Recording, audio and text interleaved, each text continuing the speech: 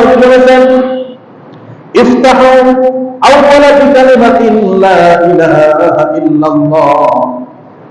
আল্লাহর নবী ডাকতে বলেছেন, আমার উম্মতের শোনো, আমি নবীজি বলতেছি, যাদের সন্তান হবে, যাদের সন্তান ছোট থাকবে, এই সন্তানগুলি যখন কথা শিখবে, প্রথম যে কথাটা তোমরা শিখাবা, সেই কথাটার নাম হলো লা ইলাহা ইল্লাল্লাহ। আল্লাহু আকবার বলেন।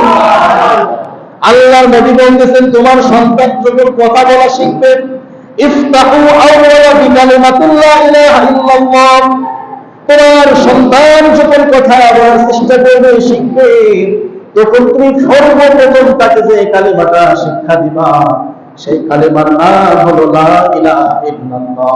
এই জন্য ছোট ছোট সন্তান যাদের আছে, আমরা এই সন্তানগুলিকে লা ইলাহা ইল্লাল্লাহ শিক্ষা দিব। রাজি আছেন তো ইনশাআল্লাহ?